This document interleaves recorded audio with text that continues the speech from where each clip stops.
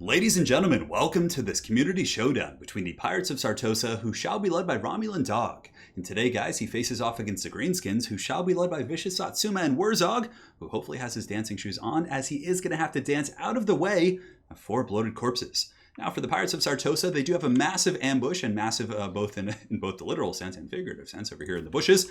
It is going to be 2 bloated corpses hiding in this tree line, and an additional 2 hiding in the main army. You can actually see there is no way. I mean, look at this guy. Even if you put him right behind this tree, like just right behind it, there's absolutely no way I think he could hide. I mean, these guys are pretty thick for sure. Perhaps if they like lay down in the foliage like the grass, they might just look like a giant mushroom, but nonetheless, 2 bloated corpses going to be hiding in the tree lines over here. And, you know, these guys, if they are able to get a square contact shot onto some Savage Orcs or Savage Orc Biggins, more importantly, or Archers, they will at the very least pay for themselves. So in total, there's 2 bloaty boys right here. And also on top of that, 2 bloated corpses hiding in the tree line back here.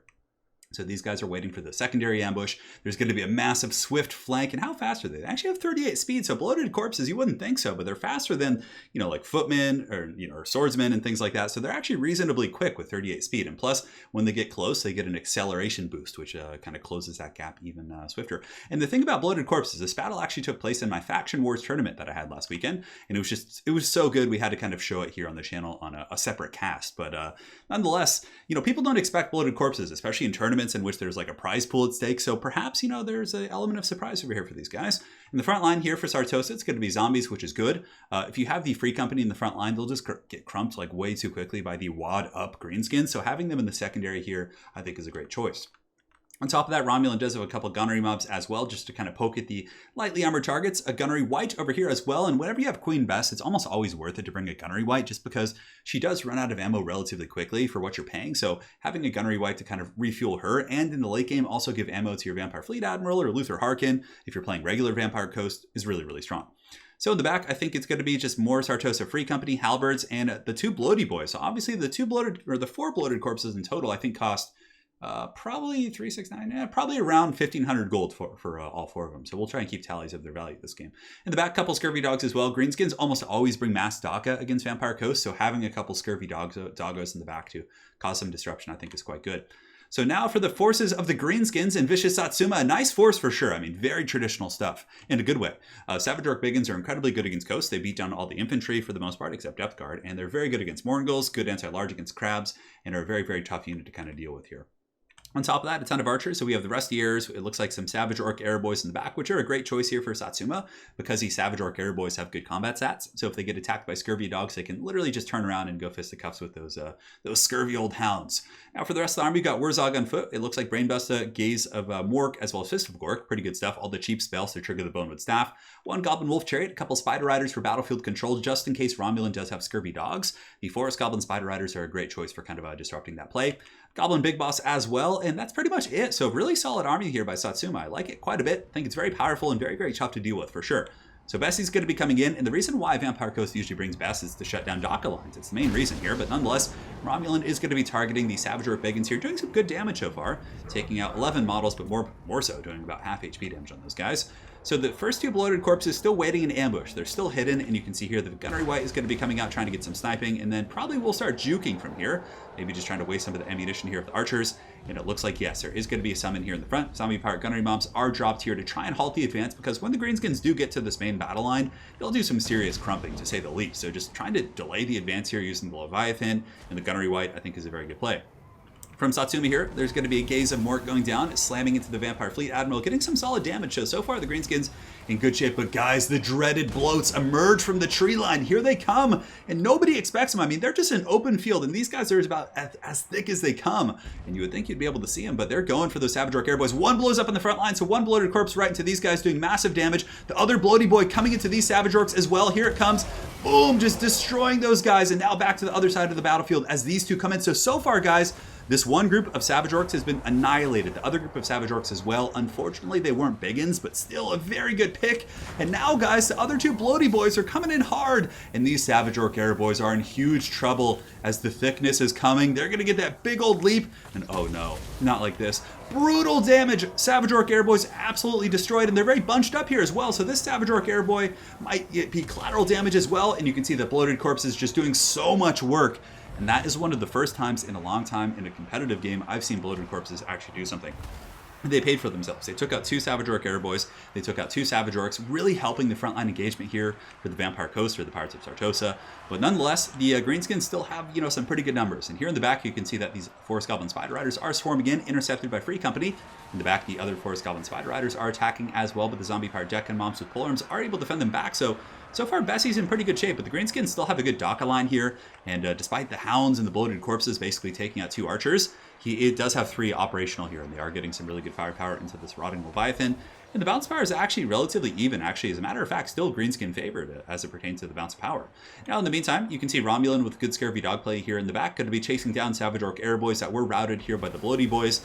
And it looks like the Leviathan might be in the danger zone. It is crumbling, but it's not to the point where it's disintegrating yet. It's taking like huge damage. So getting an invo, falling back, and using that Leviathan to secure his Queen Bess in the back line, I think is the best play for sure. Because believe it or not, Vampire Coast still has some troops fighting here. The Zombie Pirate Deck and Mobs, holding back Savage Orc Biggins, and Queen Bessie just methodically picking through these archers. Now, thankfully for the Greenskins, their archers are kind of loosely packed. They're not like crossbowmen or really like tightly packed like Thunders or Quarrelers. So it's not going to be as devastating, but it still is like super punishing for sure. Like it's very, very good against them. So here comes another Bessie shot shooting downtown as the Savage Orc Airboys do orient their shots to go after the Vampire Fleet Admiral.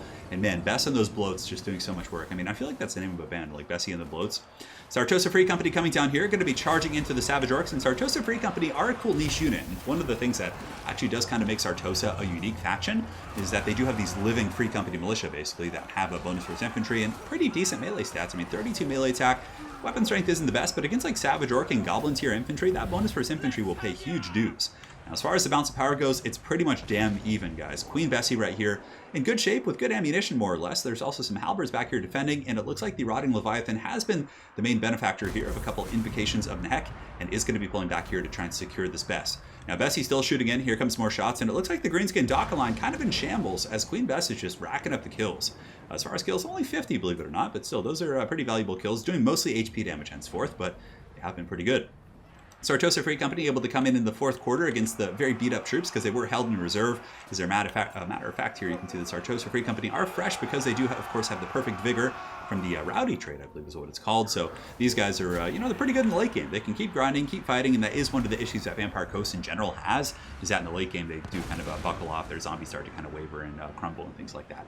Nonetheless, Goblin Big Boss going back here in a very desperate mission to try and shut down Queen Bess, but he is fended off here by the Gunnery White as well as the Leviathan and the Admiral. So very, very good stuff here in the back line. Archer's still shooting in though. Greenskin Daka is very, very persistent. Even if you break these guys, they're always going to be coming back unless you chase them off with hounds. So there are a couple archers here, but it looks like there's some Sartosa Free Company coming in here, chasing down these Rusty Errors. Should be able to temporarily shut those guys down, but the fact that Bessie's still online is definitely a huge issue.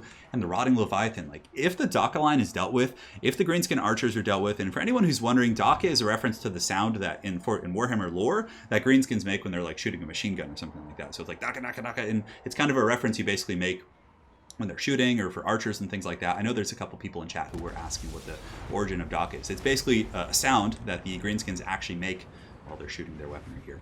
So a really nice brain buster going down from Satsuma. Beautiful stuff right there. And you can see up here the glorious Leviathan going to be surging into the Greenskin horde. The Empire Fleet Admiral pistols, of course, very, very tanky as well. Armor is sundered right now, but it does have a base 120. Leviathan base 150. And yeah, like if Bessie can finish off the archers, there's basically nothing here that can deal with that Leviathan. I mean, Savage Orc Biggins can chip away at the armor and can do well, but in their very tattered state, when their frenzy's gone, they're not going to be immune to psychology and they'll break off very quickly. Warzog, of course, I believe, on his pig he has good AP values, but when he's on foot, not so good. Still 51 melee attack. Probably could finish off the Vampire Fleet Admiral in combat. It'd be a little bit tricky since he does, of course, have the pistol up there as well.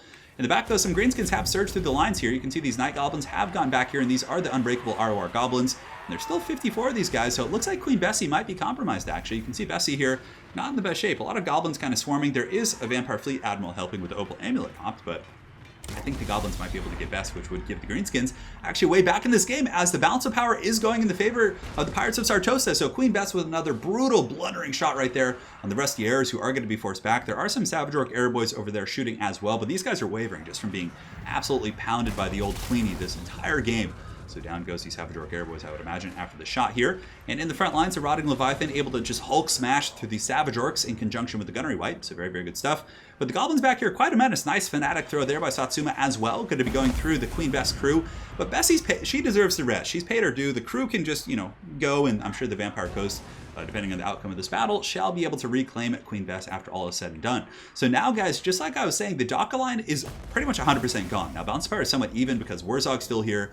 There still is a Goblin Caster over here, but this Rotting Leviathan is going to be extremely difficult to get rid of. I mean, they're so tanky. Pretty good melee defense for a monster at 43, 150 armor. That thing is no joke.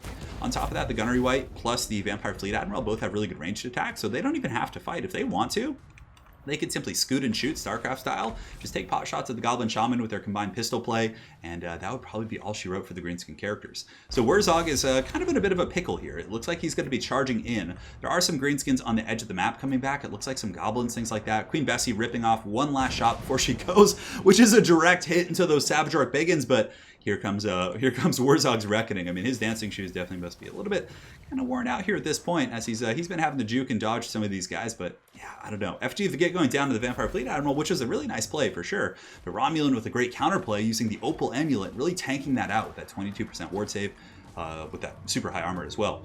So here you can see Wurzog's going to be running, Gunnery Wight doing its thing. There are some ROR Goblins up here. It looks like there's 49 of them, but there's no way those Goblins are going to be able to deal with the Rotting Leviathan. Like, absolutely no way. So basically here, Wurzog is just going to be pounded by the crabs in a matter of seconds.